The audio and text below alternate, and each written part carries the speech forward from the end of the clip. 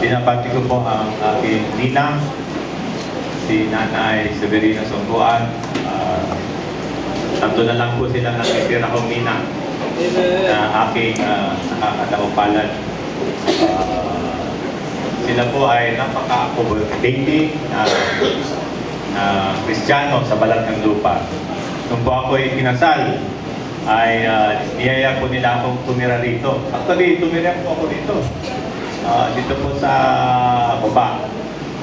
Ako po ay nagpapastor dito. Kasama ko po yung misis ko. Almost 1 year po ako dito nanambili. At kasama sa po si tatay.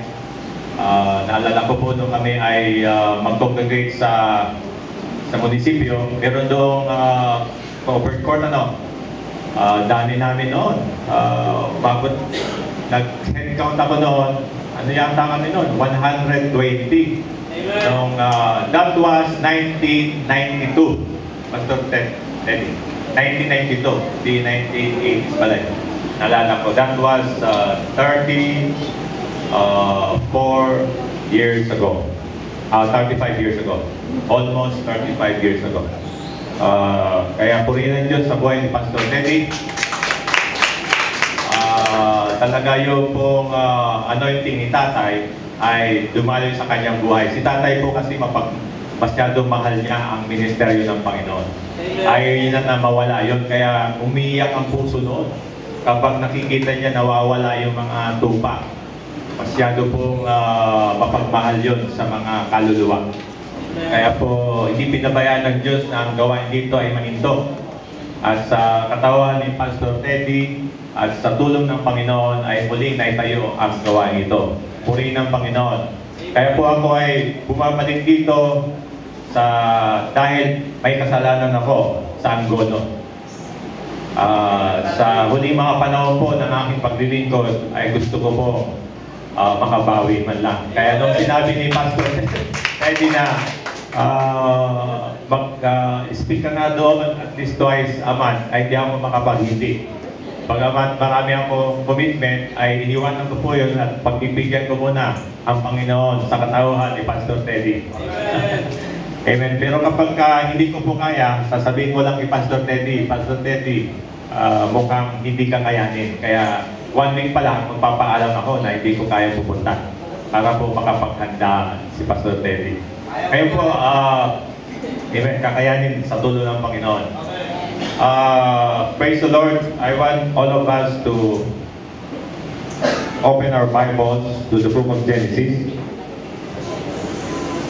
Ang aking pong tatalakay ngayon ay tungkol po sa ingredients on how to become a successful group, organization, or business. Ito po ay pwedeng i-apply kahit sa negosyo nyo.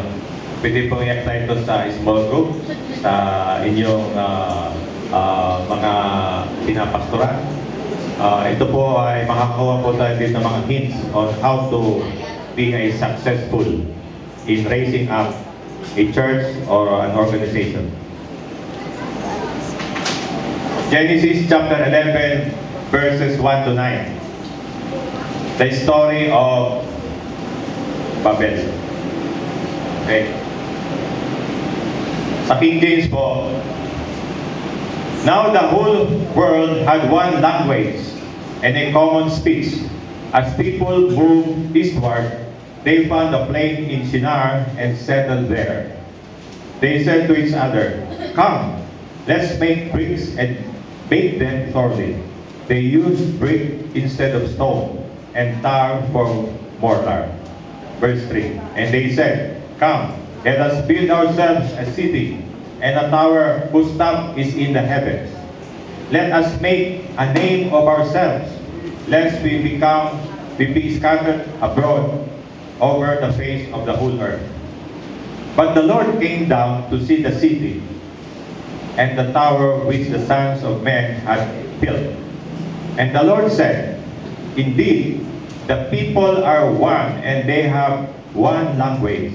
And this is what they begin to do. Now, nothing that they propose to do will be withheld from them. Come, let us go down there and confuse their language, that they may not understand one another's speech. So the Lord scattered them abroad from there over the face of all the earth, and they ceased building the city. Therefore, its name is called Babel, because there the Lord confused the language of all the earth, and from there the Lord scattered them abroad over the face of all the earth. Amen. Tayo po lahat ay mukha at tumingin. Lord, pagtumbayan po, Diyos, ang aming pagbubulay-bulay na iyong salita. Liwanagin mo sa aming kaisipan ang mga nakatagong mensahe sa iyong banal na kasulatan sa pamamagitan ng istorya ng Tower of Babel. Buksan mo ang mga puso at kaisipan at hayaan mo, Panginoon, ma-discover namin ang mga bagay na gusto mong iparating sa amin upang ito ay maipamuhay namin sa aming pang-araw-araw. Salamat, O Diyos, sa pangalan ni Jesus. Amen. Amen.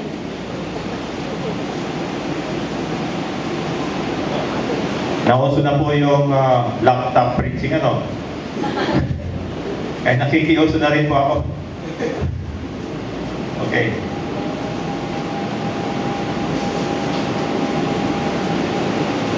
Sa amin po ay pagka po meron kaming katuruan, ilalagay sa USB at naka-flash doon yung aming teaching. Kaya lang, imbis na makinig, kopyahan sila. Ha? Nakatingin doon, kopya ng kopya. Nakakalimutan minsan makinig sa Word. Kaya hindi ko po sinasanay na ilagay yung USB ko at ilagay na lang doon yung katuruan. So, ang maganda po nito, habang nakikinig po tayo, pwede po kayong magsulat ayon doon sa Rhema Word. Yung pong salita ng Diyos na nangusap sa inyo. Amen. Hindi lahat kinakailangan kopyahin. Kung ano yung mensahe na angkop sa inyo sa araw na ito, sa iyong pangailangan, yun po ang bibigyan nyo ng pansin. Yun ang babaunin nyo pag uwi nyo sa lugar na ito. Amen po ba? Amen. Ang Amerika po ay mahilig magtayo ng mga monumento. Ginaya lang po ng Pilipinas. Ang Amerika po, ang pinakasikat na monumento doon ay yung Statue of Liberty. At meron po silang tinayo ng mga skyscraper. Yung pong pinakapataas na mga building doon na naging sanhi ng disaster noong September 11. So malapit na naman September 11, no? Birthday ni Pastor. Birthday. Kaya napaka-memorable pa lang ng September 11, Pastor Teddy. So, ngayon, hanggang ngayon, nagtatayo pa rin ang ibang bansa ng skyscraper. Andiyan na yung Malaysia, nagtayo na ang pinakapataas sa building. Ngayon, Dubai yata. Yeah. So, Dubai ngayon. Ano yung gustong sabihin nila sa bagay nito? Walang pinagkaibay rito na gusto nilang matanyag sila. Ang kasalanan na pumapasok dito ay yung pride. Diba? Number one is pride. Gusto nilang makilala sila. Yung kapitbahay, nagtayo ng malaking, mataas na building, nainggit. Nagtayo rin siya. Nakita naman ng kapitbahay na nahigitan yung kanyang size, yung taas ng building. Nagtayo ulit. Tapos lumindol, parehong bumagsak. Kaya nakakalungkot, ang karamihan sa tao may kanya-kanyang ambisyon. Dito po, itong istoryang ito ay nangyari 200 taon pagkatapos ng baha. The Great Flood. Ito po. Alam niyo po ba na isa sa pinakahahangakong tao sa Bible pagdating sa tenacity, yung kaya niyang i-overcome ng stress. Wala ibang kundi si Noah. Si Noah, nakita niya ang kanyang mga mata. Ginunaw ng Diyos buong mundo. Grabe! Lahat ng tao namatay. 8 lang sila natira. Grabe stress yun. Pero kung pinapangaral mo na ang salita ng Diyos ay pakinggan nila, maligtas, pagkatapos sa isang iglap, makikita mo yung mga taong pinapangaralan mo na pura. Sobrang stress si Noah. Pero ano nangyari? Na-overcome ni Noah yung stress. So, alam nyo po, may research sa stress. Pagka stress level nyo ay umabot ng 300, magkakasakit ka na. Pag namatayan kang asawa, 100 ang level ng stress. Amen. Kaya hindi ka pa rin pwede magkasakit dapat. Ha? Amen. Namatay ka ng asawa. Grabe na yun Tapos yung naimbago yung bahay mo, siguro 50% yung level ng stress. Kasi kahit naimbago yan, darating na yung araw, bibigyan ka ng Lord ng tahanan sa langit. Amen? Inaasahan mo, yung temporary lang yung tahanan dito sa langit. Pero doon, dito sa lupa, sa langit ay permanent. Amen. Sabi sa John 14:1, Beloved, let not your heart be troubled. Ito'y para doon sa mga walang bahay. Amen. Sino dito walang bahay hanggang ngayon? Amen. Ito ang pangako ng Diyos sa inyo. Beloved, let not your heart be troubled. In my Father's house are many mansions. If it were not so, I would have told you. I will prepare. I will prepare before you mansions in heaven. Amen, Lord. I will go to prepare a place for you. And if I come again, I will receive you under myself. For where I am, there you may be also. Pinaghahandaan niya tayo. Sa oras na kayo tumanggap sa Panginoon, nagsisimula na magtayo ang Diyos ng tahanan mo doon sa langit. Amen? At yung mga kaluluwa na yan, na dinadala nyo sa gawain ng Diyos, ay yun ang mga building blocks. Bawat kaluluwa may nadadagdag na bloke doon sa tahanan mo. Kaya nakakalungkot, sinabi ko nakaraan, yung mga hindi nagdadala ng kaluluwa, pagdating niya sa langit, ang liit ng bahay niya. At magtatanong isa sa kapitbahay niya, bakit yung bahay nito kapitbahay niya, ito napakalaki, ako napakaliit. Yung palang kapitbahay niya, ang daming kaluluwang nadala sa Panginoon. Amen? Sino rito, simula nung siya ay makakilala sa Panginoon, nakapagdala na ng isang kaluluwa at nanatili sa church yung kaluluwang yung pakitaas ang kamay. Amen. So, yung tahanan natin ay hindi pa lumalaki. Yung taas ng kamay na yun, medyo umabante na yung tahanan nila. Umabante na. Yung mga hindi pa nagtaas ng kamay, hindi pa umabante yung tahanan nyo. Baka bakod pa lang. Amen? Mahirap tirhan na may bakod lang yung tahanan nyo. At lalagay lang kayo ng covering doon. Amen? Ano lang po ito? Kwentong kutsero. Pero ito po ay pupukaw ng ating damdamin. Amen? Hindi po nilagay sa Bible kung anong klaseng tahanan yung gagawin ng Lord. Hindi po nakalagay doon kung anong itsura. Pagdating doon, susurpresahin tayo ng Panginoon. Amen? Amen. Ito mga tao sa panahon ng Tower of Babel, ito raw ay nung kapanahuhan ni Nimrod ayon sa mga scholar ni Nebuchadnezzar. Silang lahat ay nagkaisa na magtayo ng tore. So, pag nagkaisa ay pwedeng mangyari. So, number 1 ingredients to a successful organization, unity. Amen. Pag nagsalita yung pastor dito, itong gawin natin. Pag alis sa gawain, kakalabanin yung sinasabi ng pastor. There is no unity. Amen? Pag nagsalita ang pastor dito, sundin natin. Amen? Amen. Kasi parang tayo kasama doon sa nagtatayo ng Tore ng Babel. Isa tayo doon sa mga nagtatayo na hindi pala yun ang gusto ni Lord. Kaya po hindi naging successful kasi ito na po, ang final statement dito, hindi naging successful yung Tower of Babel dahil wala yung kalooban ni Lord. Amen. The will of the Lord was absent. So pangalawa na ingredient, sila ay merong one language. Nagkakaisa sila, meron silang language. One communication system. May system of communication. Minsan naglalaro kami ng yung pasahan ng isang paragraph, no? Pass the message. Siguro pass the message, mga 10. Isang paragraph binulong ko doon sa unahan. Pagdating doon sa likod, Banasa. yung 6 words na paragraph, 2 words na lang. So, miscommunication. Amen. Hindi naintindihan yung binulong sa kanya. Minsan ganun tayo eh. May pinapasabi sa atin, pagka in-execute natin, mali.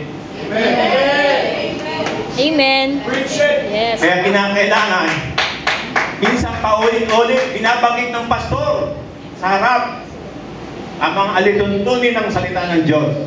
Because faith comes through hearing, through hearing, through hearing, through hearing, through hearing the Word of God.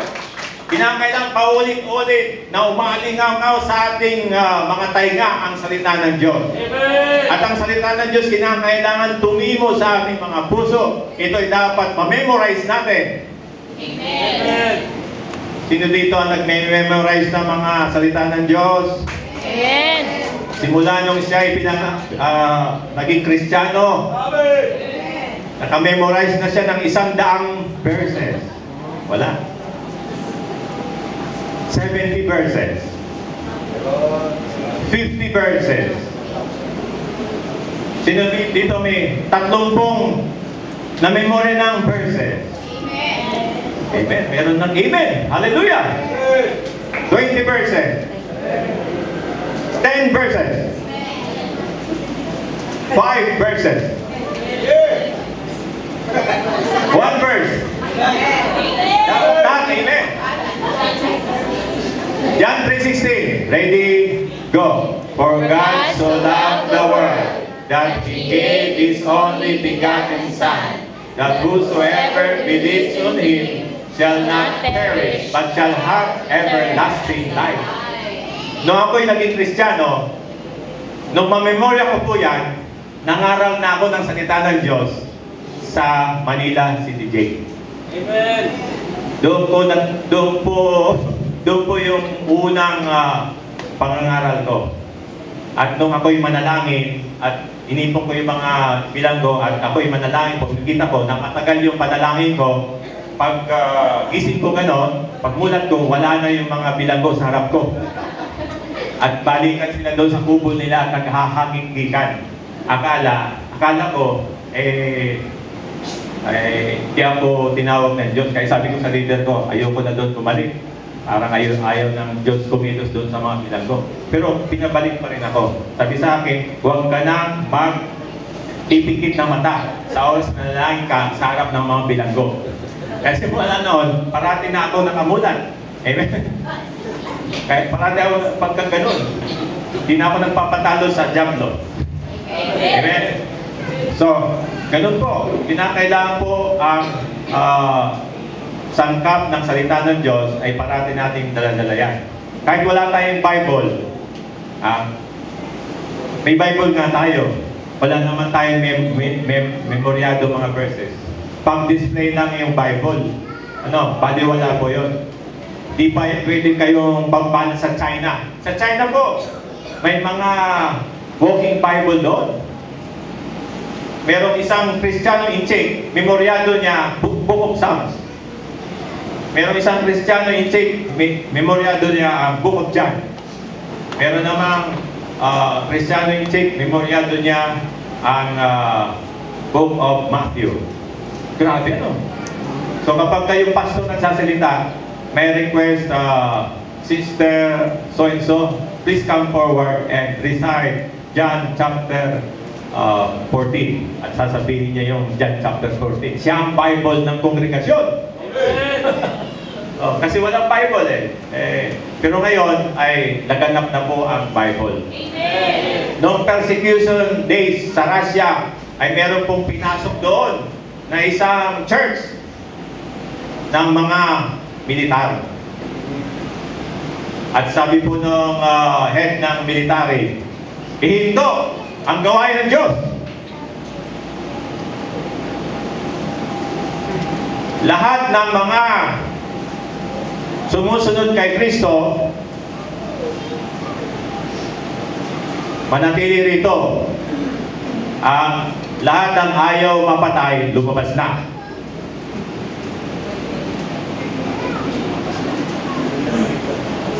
Grabe, no?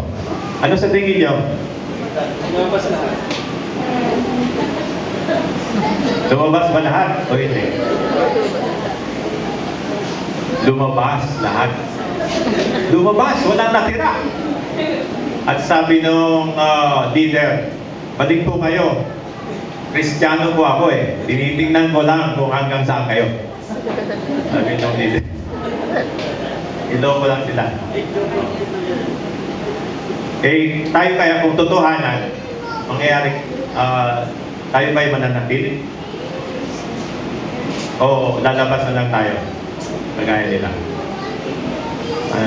Sabi po ni itong isang hindi ng gawain ng Diyos. Yung anak niya, sama-sama niya pag-umaten ng gawain ng Diyos. Isang araw, naburyo yung asawang lalaki. Kasi nakabihis naman sila, a-attend ng gawain ng Diyos. Ang ginawa ng lalaki, kinuha niya yung kanyang paril. Pagka kayo ay lumabas ng pintuang yan, paparinig ko kayo. Kayo pareho ay paparinig ko kayo. Hindi pinansin ng babae. Sabi sa anak, halika na anak. Sinabi ko na, tututuhanin ko. Pagka lumabas kayo sa pintuang yan, paparinig ko kayo. Sabi ng asawa, sige, pag binaril mo kami, dire-diretso kami sa langit. Pag hindi mo kami binaril, dire-diretso kami sa church. Binaril ba? Hindi. Yung lalaki ay sumama sa church. Amen. Praise the Lord. Napakaganda yung mga ganong patutuo, di ba? Yung pinaglalaban mong pananampalataya mo. Amen. So, kinakailangan, pag sinabi natin, kay Lord ako, meron tayong isang klaseng komunikasyon. Hindi pwede mabali yung salita yun na binitawin natin sa Lord. Nung sinuko natin sa Panginoon ating buhay, sinabi mo, Lord, no turning back. No turning back. I have decided to follow you. No turning back. Kahit sino ay hindi pwedeng magbawal sa akin sa pag-attend sa church. Umulan man o bumagyo, a-attend ako ng church. Isang araw, ang lakas ng ulan.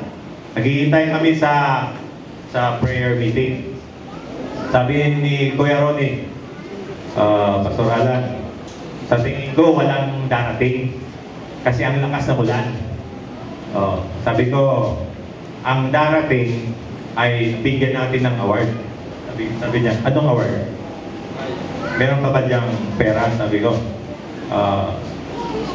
bigyan natin sila ng libreng pamasahe para matuwa naman sila.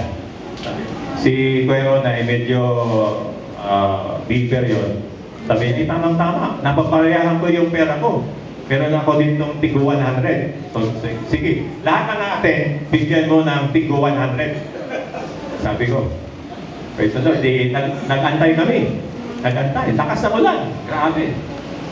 Sabi ko, Kuya Ron, hindi naman siguro atin basta-basta yun habang malakas ang ulan, di pupunta yun dito. Pag hinto ng ulan, baka pumunta. Naghintay kami. 30 minutos yung ulan. Naghihintay kami, walang dumarating. Pag hinto ng ulan, pambira ng datingan. Binilang namin. 6 na po. Sabi ko, Kuya Ronnie, yung ibibigay mo bang isang tayo, tutuloy mo ba? Sabi niya, ay hindi, kulang ang pera ko. Praise the Lord. Kaya alam mo, kapag ang mga tao uhaw sa salita ng Diyos, kahit man bumagyo o malakas ang ulan, pupunta yon. Kasi nasanay silang katagpoy ng Panginoon. Amen? Amen. Palapakan natin ang Panginoon. Kaya umulan o bumagyo, nandito tayo lahat. Amen? No turning back. Paano naman kung wala na masakyan? Hindi na kayo makasakay dahil sa grabe na ang dilubyo. Excuse na po yun sa Panginoon. Okay lang po yun. Alam ka naman na magpakamatay ka sa daan. Nagbabagsakan na yung mga punong kahoy. Pero hindi pa naman nagbabagsakan ng mga kuryente. Wala kang karapatan para hindi tumungkol sa gawain ng Diyos. Amen? Amen. So, the ingredients are, number 1, unity. Number 2, one language. Number 3, ano sa tingin niyo number 3? They have one goal. Anong sinet nilang goal? To reach heaven. Abutin ang langit. Sino dito ang gustong maabot ang langit? Pakitaas ang kamay. Lahat tayo gusto makaabot sa langit. Amen? Pero ito, literal. Gusto nila magtayo ng building na kung saan yung building na yon ay aabot ng langit. Marami mga gawain ng Diyos ngayon ay gusto magtayo ng building para magpasikat. Naiingit sa ibang church.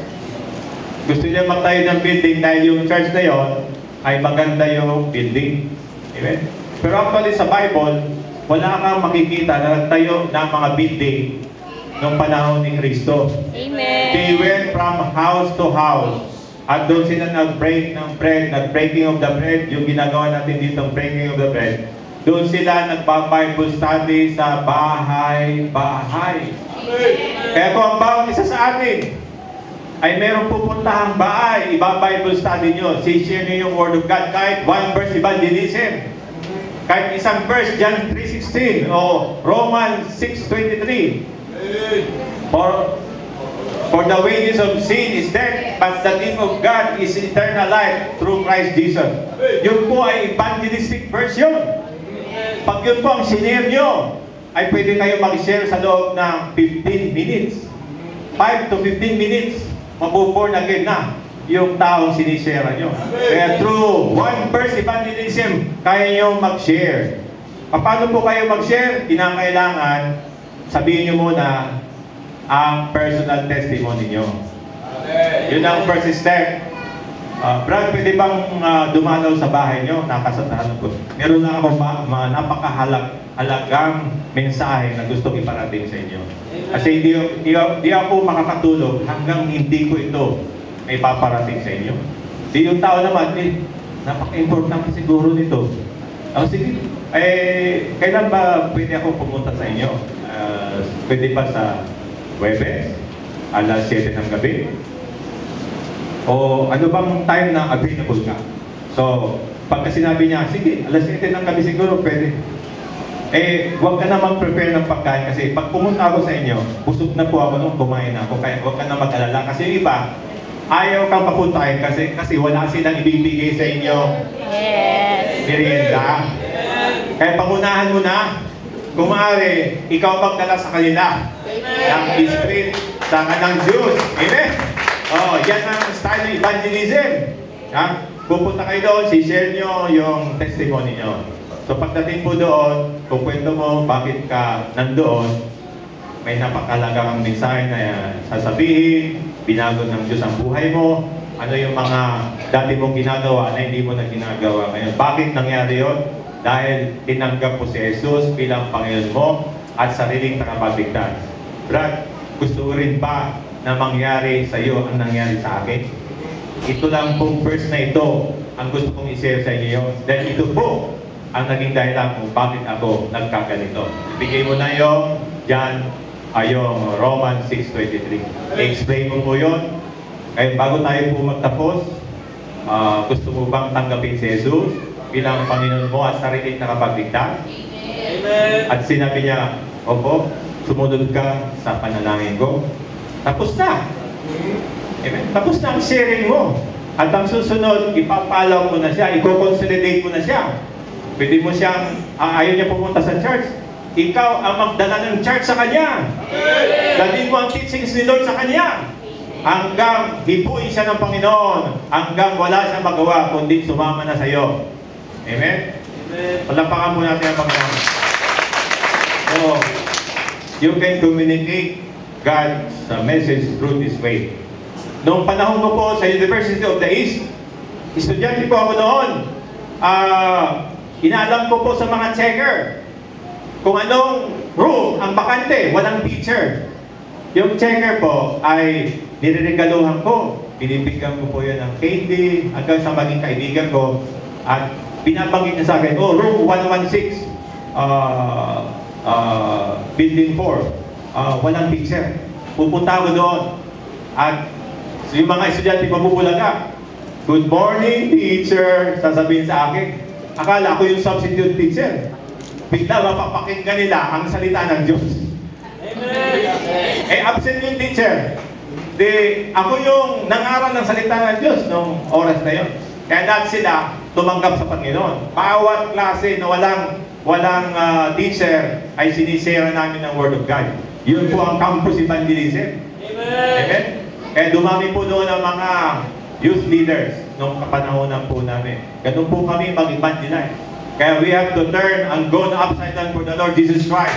Let us conquer the colleges and universities. Ito mga eskwelahan po dito, pasukin po natin sila. At share natin ang Word of God ang bawat eskwelahan po dito. Pray po tayo mga activities. Amen? Ang ginagawa po namin, gumagawa kami ng mga sulat sa mga eskwelahan. Kung pwede, kami ang mag-conduct ng retreat. Kasi minsan mga pare na lahat ang nagkakandak. Pinapaubayan nila sa pare. Testingin natin na pastor naman ang mag-conduct ng EGR. Encounter God's Retreat. Kinakailangan po na maging agresibo po tayo. May mga school po na open na sila sa mga pastor. Kaya kung susulatan po natin ng mga eskwelahan po rito, na i-offer natin ating expertise po sa pag-share ng Word of God, pwede po tayo mag-conduct ng Encounter God Retreat. Kahit kalahating araw, kaya po natin yun. One day retreat, kaya po natin yun. Andyan si Pastor Teddy, kaming dalawa. O mga newly ordained workers po rito. Kanya-kanyang topic po tayo. The whole day, may deliver natin ang lahat ng message ni Lord. Hallelujah. Amen. From crucifixion to resurrection. Amen. Iwan ko lang kung hindi ma-evangelize ang mga eskwelahan po rito. Sulatan po natin sila. Let us give them a communication letter coming from the church. Amen? Gawin po natin ito. Kaya kung tayo po ay nagmamahal sa mga kaluluwa, ang mga estudyante po ngayon, mga kabataan, ay lulong po sa internet. Amen. Grabe po ang katigasan ng ulo ng mga kabataan ngayon. Amen. Pasaway. Amen. Sumasagot sa mga magulang. Amen. Sumusunod sa mga utos ng magulang. Amen. Akala mo sila lang tama. Bakit? Kasi ibang musika ang pinapakinggan. Ang mga musika ang pinapakinggan ay mga worldly music. Yes. Yung malalakas ang sounds kaysa sa mga salita. At yung minsan naman, malakas ang salita, hindi maintindihan ang mga sinasabi.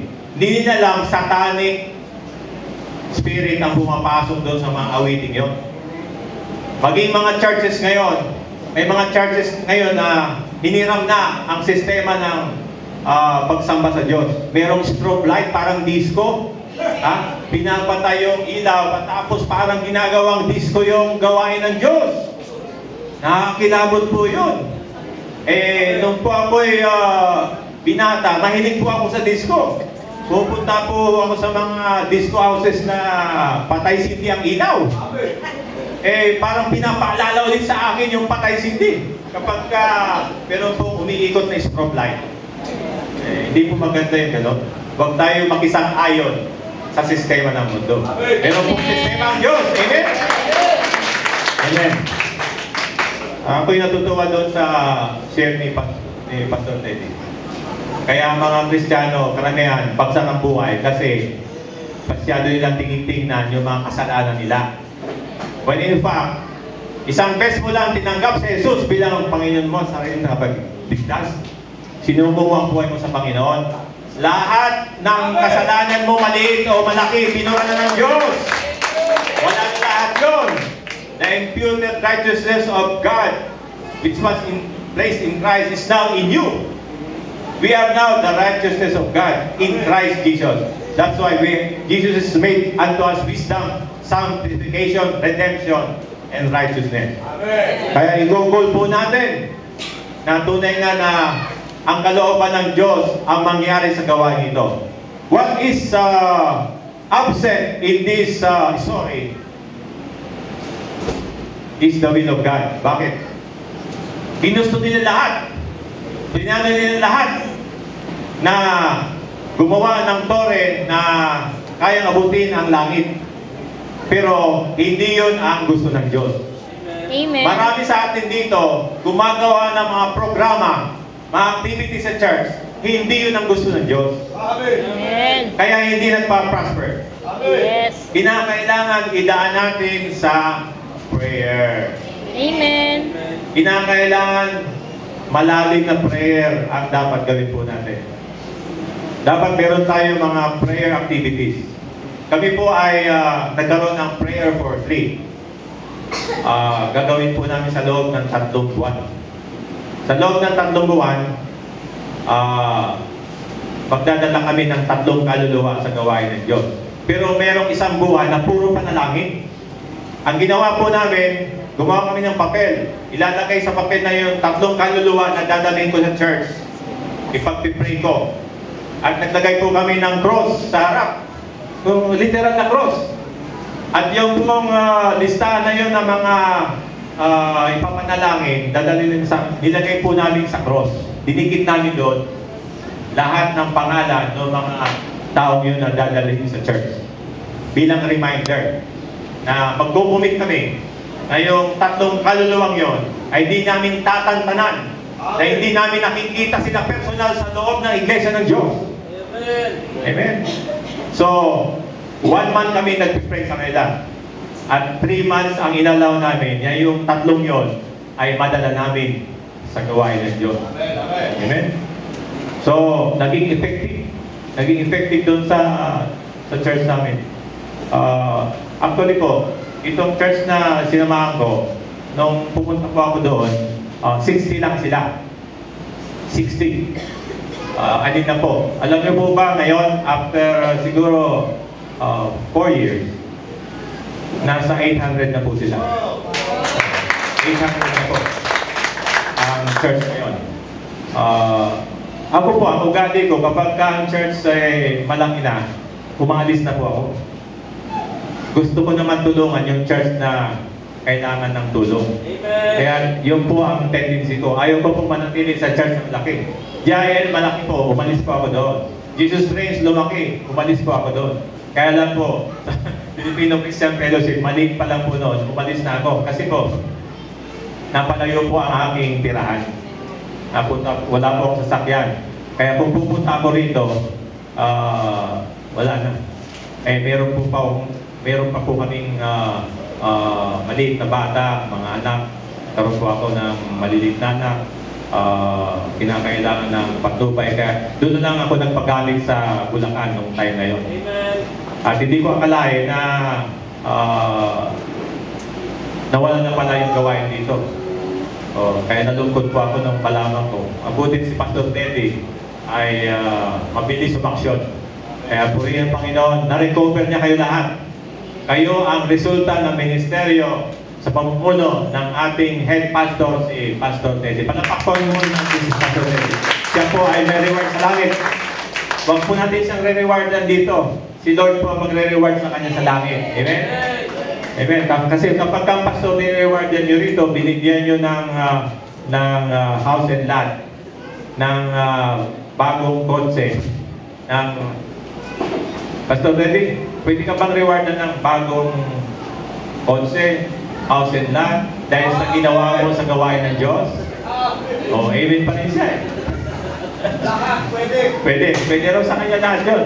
Kaya lang, sabi ko nga, kapag ang pastor, re-rewardan natin ng lahat ng karangyaan dito sa mundong ito, baka wala nang i-reward sa kanya ang Diyos sa langit. Amen. Baka pagdating doon, wala nang reward. Kasi ni-reward na natin dito sa lupa. Amen. Hayaan natin na ang Diyos mag-reward sa atin. Amen. Amen. Nakakalungkot po doon sa ibang gawain ng Diyos, yung pastor, 10 ang kotse. May kakilala po ako, pastor, 10 ang kotse. Tapos yung mga leader niya, walang sasakyan. Hindi pinamimigay. Oo. Grabe yun. Sabi ko, nakakalungkot pagka ganon. Pagka pumupunta siya sa mga ministerial fellowship, pinagyayabang niya na nilagyan siya ng kotse, may bago siyang Montero, may bago siyang Fortuner, may kung ano-ano mga kotse. Pero yung mga magagawa niya ay left behind.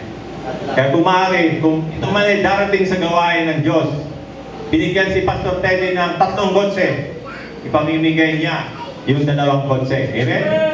Isa lang ang kukunin niyang kotse. Binigyan siya ng 5 bahay ni Lord. Isang bahay lang itinira niya, yung 4 na bahay, pamimigay niya yun. Amen? Amen. Palapakan natin, Panginoon. Praise the Lord. Kaya hindi natutuwa ang Diyos kapag sarili nating activity ang ating iniimbento. Kinakailangan ipag-pray natin, Lord, anong gusto mong mangyari? Kinakailangan magkaroon ka ng vision. At pag nagkaroon ka ng vision, isulat mo ang vision na yon. At yung sinulat mong yon, ipapanalangin mo hanggang mabuntis yun at ipanganak at mangyari sa iyong physical na paningin ang vision na yon. Amen? Amen. Palapakan natin ang Panginoon. Hallelujah. Praise God. Di ko pa pala nasisimulan yung teaching ko eh. No, 11:30 na pala. Oh, sorry po. Kasi po, yung laptop ko ay namatay na. Discharge na pala. Oh, praise the Lord. Anyway, andyan naman ang banal na espiritu, ipapaalala sa akin ang mga bagay na ito. Kaya makikilala po natin kung sino ang tunay na naglilingkod sa Panginoon. By their fruits, you shall know them. Praise the Lord. Kung sino yung tumatayong pastor dito, ang kanyang tupa ay ganun din, kagaya din niya. Like father, like son. Amen. Ang ganda mong yung anak mo, pinupuri sa community mo. O yung anak mo, kagaya sa iyo. Ang nakakalungkot ngayon, dahil sa internet, hindi na sa atin nagagaya mga anak natin. Amen. Pokemon. Oo. Yung Pokemon po ay isang occult. Yung po ay isang false. Naka-invent po doon ang false practices, occultism. Kaya kung maaari, i-cut na po natin yung mga Pokemon na yan. Amen. May sa demonyo po yan. Ang Pokemon ay sa demonyo! Kailangan alisin yan sa pamilya. Tanggalin po natin yan sa pamilya natin. Yan po ay umuubos ng oras. Pati po yung mga apps na may mga laro-laro ay huwag po natin ipapatronize yun.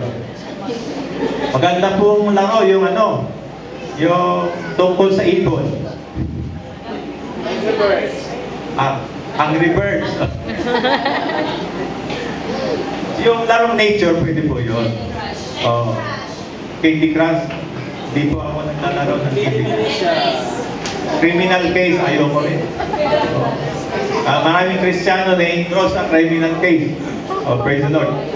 Give no place to those Play Store. Wala pong mangyari sa buhay natin. Pagbigay po tayo ng panahon sa Word of God. Pagbabasa ng Bible, pagmimemorya ng salita ng Diyos, pag-share ng salita ng Diyos. Time is running out. Ang ikli ng buhay ng tao. Yung katabi mo, nakikita mo buhay. Makalipas ng ilang araw, di mo na katabi, yung pala patay na. Napakaikli ng buhay ng tao.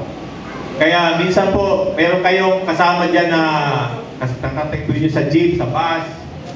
Yung pala, yung taong yung kukuno niya ng Lord sa araw na yon, hindi na rin na-share ng Word of God. Kaya pagdating sa langit, "Uy, Kristiyano ka pala!" Di mo ba alam, nung araw na yon, namatay ako? Di mo ako na-share ng Word of God. Inonsensya ka. Sayang. Meron kang kaklase, ka-Facebook mo, hanggang ngayon hindi mo pa sinisira ng Word of God. Puro mga copy-paste na kung ano-ano ang pinapadala mo sa kanya. Nangongopya ka ng ipapadala sa kanya. Kung may ipapadala ka, dapat parating mayroong naka-attach na Word of God. This country cannot be changed by the power of legislation or to the enticing words of one man's wisdom. Our country can only be changed through the power of the gospel of Jesus Christ that each and every one of us will preach. Ang gospel ni Jesus Christ ay matatagpuan po sa 1 Corinthians chapter 15 verses 1 to 4. This is the gospel of God. Kalungkot po, 80% po ng mga Kristiyano sa ating bansa ay hindi alam ang gospel ni Jesus Christ. Pag tinanong ko, what is the gospel of Jesus Christ? The gospel that can save soul from hell. Ito yung nakalagay po dyan sa 1 Corinthians chapter 15 verses 1 to 4. Ito po ang dapat na matutunan natin, na dapat na pinapabanggit natin sa kanila. Amen. Ito rin ay matatagpuan sa Romans chapter 10 verses 9 and 10. If you confess with your mouth the Lord Jesus and believe in your heart that God raised Him from the dead, you shall be saved. Amen. Pag ginawa ito ng isang tao, ligtas na siya. That's why parating kong binabanggit na truth sits upon the lips of a dying man. Kapag ka isang tao tumawag sa Panginoon, kahit mamamatay na siya, maliligtas pa rin siya. Kapag ka ang pangalan ni Jesus, ang kanyang binukang bibig, ang tinawag niya, "Jesus, tulungan mo ako!" Kagaya po nung nakabayubay sa krus ng Kalbaryo si Jesus, sabi nung isang magnanakaw, "Lord, Panginoon, gusto kong makapunta sa iyong kaharian. Isama mo ako sa iyong paraiso." Sabi ni Jesus, ngayon din, makakasama kita. Amen. Amen! Palapakan natin yung Panginoon. Nagkaroon siya ng pananampalataya kay Jesus. Tumingin lang siya sa Panginoon. Nagkaroon siya ng faith sa heart niya. At binuka niya ang bibig na, "Lord, Panginoon." Hallelujah. Kaya pag nagsalita ka ng Panginoon, nandiyan ang kaligtasan ng Diyos sa iyo. Amen. Amen? Kaya napakasimple ng kaligtasan, pinapahirapan ng sangkatauhan ang kaligtasan. Sabi sa yung paborito natin na verse, "Call unto me and I will answer you and I will reveal to you mighty things that you do not know." Marami ang hindi tumatanggap ng himala kasi ayaw ibukang bibig, ayaw tumawag sa Panginoon. Tinatawag ka agad ng Bombay kapag kailangan ng pera.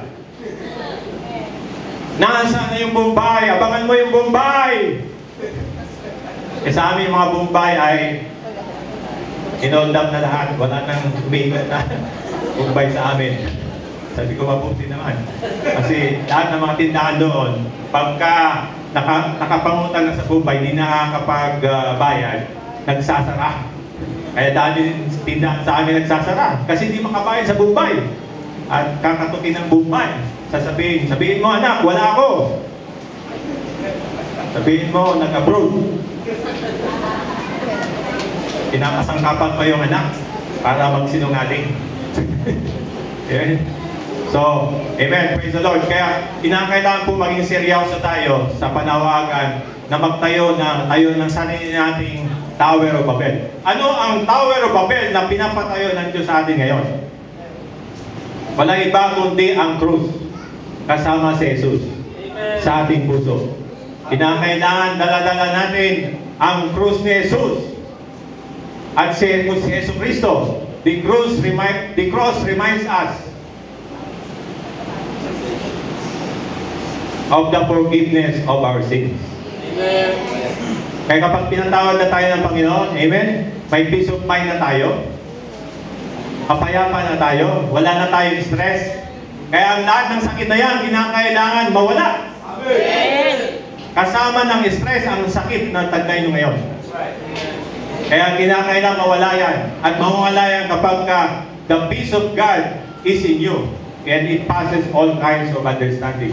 Masyado nyo iniintindi yung tuition ng mga anak nyo. Masyado iniintindi yung bayarin sa Meralco. Pinabukasan, puputulan kayo ng ilaw.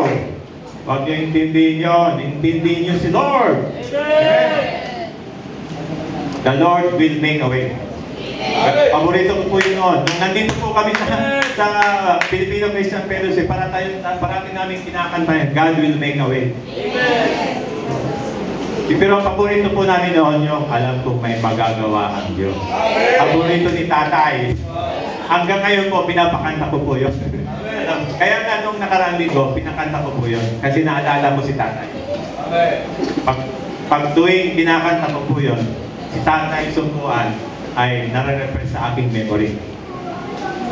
Praise the Lord. Amen. Yung po mga walang namatayan kanta kagaya ng I Surrender All. Inialay ko ang lahat sa iyo, Kristo. Inialay ko. Napakaganda po sa riwayain yung mga ginagawa ng Diyos sa ating buhay. Sa ating pagtatapos po, nais ko pong ikwento po sa inyo ang isang pangyari sa aking buhay. Ito po ay ayokong daanan nyo. Dahil ang isinisip ko po ay experience. Experience is the best teaching. Amen? Amen. Praise the Lord. Ako po dapat ay tuloy-tuloy sa ministeryo ng Panginoon. Dumating po sa punto ng buhay ko na ako ay naanyaya na magtrabaho. Iniwanan ko po ang ministry at nagtrabaho po ako. At sa pagtatrabaho ko po, naengganyo po ako sa working environment. Di na ako nakapag-share ng Word of God. Mahabang panahon po. At nagsishare na lang ako ng Word of God tuwing Saturday, tuwing Sunday. Pero Monday to Friday, masyado akong nakababad sa trabaho. Alam niyo po ba, dami kong dinaan ng trabaho.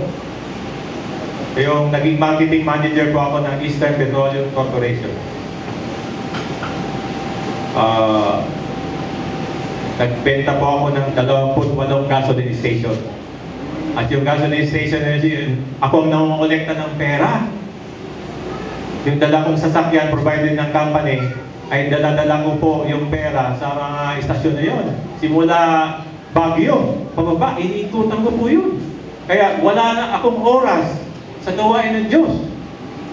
Hanggang isang araw, nakabangga po ako.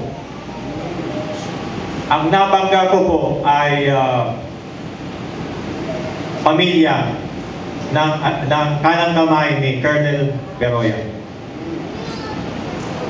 At buntis po yung asawa niya. Buntis yung asawa niya. Alam niyo po ba kung bakit nabangga ko yung likuran nila? Nakatulog ako habang nagmamaneho. Kasi kulang na ako sa tulog. Puro na lang pag-ikot sa gasoline station ang ginagawa ko. Walang pahinga. Kagaya ng ginawa ko rin sa stock exchange. Sa parang yung money market. Wala rin kaming tulugan. Dumating po ako sa punto na gano'n. Alam ko na ito na yung highest calling, pero nag-decide pa rin ako magtrabaho dahil gusto kong guminhawa. Gusto ko yung mga anak ko ay magkaroon ng magandang kinabukasan, makapagtapos ng pag-aaral. Yung isang anak ko gusto nurse, yung isa gusto mechanical engineer, yung isa gusto IT. Alam niyo po ba, nung mangyari yon, nung nagtatrabaho ko, daming sakit na dumating. Nakabangga pa ako, nasakit pa ang misis ko, mga anak ko, sabay-sabay na hospital. Malaki yung pera na naipon ko, pero napupunta lang sa ospital. Amen. Oh. Kaya ito'y babala doon sa mga nasa gawain ng Panginoon at gustong umalis dito dahil mag-a-abroad siya at iiwanan niya ang ministry dahil gusto niya itaguyod yung pamilya niya. Pagka kayo po ay nangako na sa mga Panginoon maglilingkod, huwag niyo na pong iwanan si Lord. Kasi ang Lord po sa abroad, siya din ang Lord dito. Amen? Alam niyo po ba, wala akong naipon nung ako'y nagtatrabaho dahil puro sa ospital. At nagdesisyon ako isang araw na magbalik loob sa gawain ng Diyos. Lord, gusto ko ibalik mo sa akin yung dating pag-ahayo ko. Araw-araw nasa gawain ako ng Panginoon. Amen. At alam niyo po ba, nung nasa gawain ako ng Panginoon, nakagraduate yung anak ko ng nurse. Amen. Nurse na po siya ngayon. At pinubay ng Lord ang lahat. Simula nung nasa gawain ako ng Panginoon, hindi na nagkakasakit mga anak ko. Amen. Misis ko hindi na na-hospital. Amen. Pinubay ng Lord. Yung mga anak kong dalawa, graduating na yung isa sa college, libre ang tuition. Praise the Lord. Yung pangatlo kong anak, mechanical engineering, scholar din. Amen. Praise the Lord. Walang sakit. May peace of mind kami. Meron kami pang araw-araw na pagkain. At marami nag-bless. Amen. Amen. Ganun ang gagawin ng Lord sa inyo. Kaya kung ako sa inyo, huwag na kayo mag-abroad. Dito na lang tayo sa gawain ng Panginoon. Amen. Amen. Mayaman ang Diyos natin. Ang Diyos ng abroad ay Diyos din dito. Amen. Sama-sama po natin itaguyod ang gawain ng Diyos. Amen. Tayo lahat ay tumitig po at tayo po ay mananalangin. Praise the Lord. Hallelujah.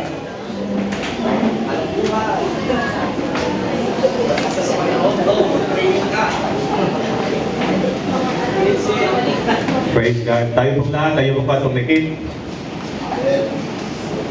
God's power is moving this place. Gusto ng Diyos na hipuin ang bawat sa puso sa atin sa umagang ito.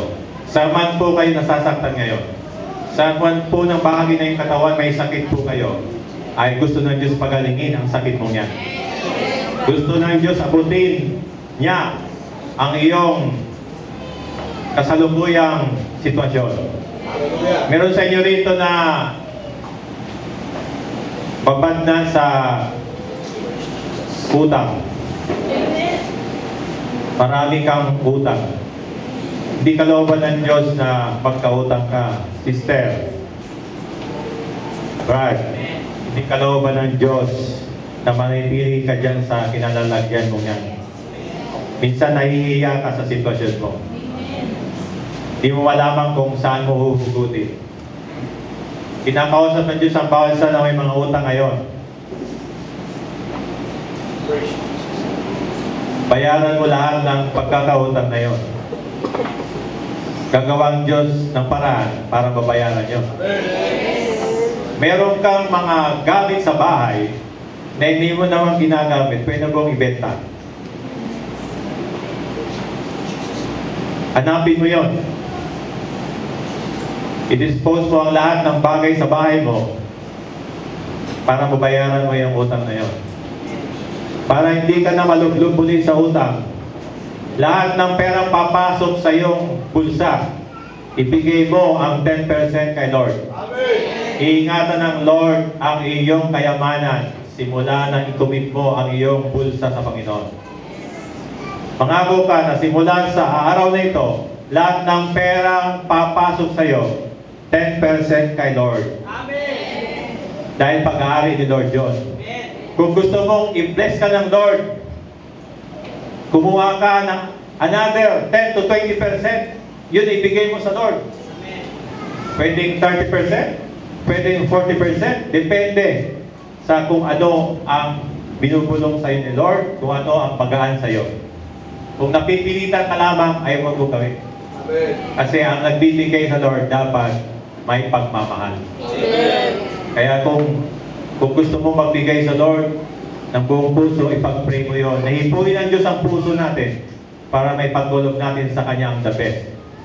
Yung mga kabataan ngayon, wala kayo may bibigay. Ibigay nyo ang iyong talent sa Lord. Ibigay mo ang oras mo sa Panginoon. Ibigay mo ang musical talent mo sa Lord. Yung may mga trabaho rito, may mga bakanting oras kayo, ibigay nyo ang bakanting oras nyo sa intercession. Hallelujah. Nung ako'y nagtatrabaho, bumawi ako sa Lord noon. 5 minutes na akong kumakain. After ang pagkain, pupunta ko sa isang liblib na lugar sa opisina namin. Doon ako umiyak sa Lord. Pinag-pray ko ang lahat ng kailangan mong ipag-pray. Hindi ko inuubos ang oras sa chismis, sa pagkain, sa pagliwaliw. Kaya niling ko na basa na mag-recommit tayo ng ating buhay sa Panginoon. Maging seryoso tayo ngayong umagang ito. O Amang Diyos sa makapangyarihan sa lahat, salamat po at namusap ka po sa bawat po sa amin sa lugar nito. Hindi po naging huli ang lahat. At sa umagang ito ay nadaman po namin ng katotohanan na maikli lamang ang oras at malapit ka nang dumating at marami pa kaming hindi nagagampanan sa iyong ministeryo. Marami sa amin dito ay walang alam sa salita ng Diyos. Di memorya ng salita mo ay wala, Panginoon. Matagal ng Kristiyano pero hanggang ngayon, Panginoon, binabalay wala ang iyong salita. Tuwing Sunday lang, Panginoon, nakikinig ng iyong salita. Tuwing Sunday lang, O Diyos, sa iyo. Ngunit pagdating ng Lunes hanggang Sabado, matamlay ang pagka-Kristiyano. Lord, I pray sa mga tao, Panginoon, na nagdadalawang isip na maglingkod sa iyo. Right now, O Lord, touch them, O God, with the power of your hand, O God. In the name of Jesus, hipuin mo sila, Panginoon, yung makapangyarihang kamay. Kumilos na ngayon. Awitin po natin ang awitin ito. Alam kong may magagawa ang Diyos. Alam kong may magagawa ang Diyos. Alam kong may magagawa ang Diyos. Kung ako ay susunod sa Kanya ay maglilingkod. Sa Kanya ay maglilingkod. Alam kong may magagawa ang Diyos. Lord, sa umagang ito, Panginoon, kami po, O Diyos, ay lumalapit sa iyo. At nire-renew namin, Panginoon, ang aming paglilingkod sa iyo. Sumunod po ang lahat sa panalangin ito. Amang banal, sa pangalan ni Jesus. Salamat, O Diyos, sa iyong mga salita. Bilang pagsunod sa iyong mga kalooban. Sa umagang ito, muli kong sinasariwa ang aking pakikitungo sa iyo. Nangangako po ako, Panginoon, na ako'y maglilingkod na. Simula ngayon, bigyan mo ako ng kaluluwa na babahaginan ko ng iyong salita. Dalhin mo po siya sa akin. Turuan mo na may panalangin ko siya. Maalagaan ko siya. Hanggang siya, Panginoon, ay maging leader. Sa pangalan ni Jesus, gamitin mo ako sa iyong gawain. Pero dito na pag tinanong, kailangan mo si Jesus ngayong oras na ito. Kailangan si Jesus ay papasukin mo sa iyong buhay bilang Panginoon at sariling tagapagligtas. Lahat ng mga gustong maligtas, sumunod sa panalangin ito. Sambitin mo ang panalangin ito ng malakas. Huwag mong papansinin ang katabi mo. Sabihin niyo po, Amang Banal, patawarin mo po ako sa nakaraan kong buhay. Pinagsisisihan ko ang lahat ng aking kasalanan. Simula ngayon, tinatalikuran ko ang lahat ng kasalanan na ito. Baguhin mo ako bilang pagsunod sa iyong mga salita. Inaanyayahan kita, Jesus. Pumasok ka sa aking puso. Tinatanggap kita bilang Panginoon ko at sarili kong tagapagligtas. Salamat, Panginoon, sa buhay na walang hanggan. Sa pangalan ni Jesus. Yung tumanggap sa Panginoon, spiritual birthday mo ngayon. Ngayon ka ipinanganak sa Espiritu ng Diyos. Ito ang spiritual birthday mo. Purihin ng Diyos, palakpakan natin ang Panginoon. Amen and amen. Hallelujah. Tinatawagan ko po si Pastor Teddy para sa ating benediction.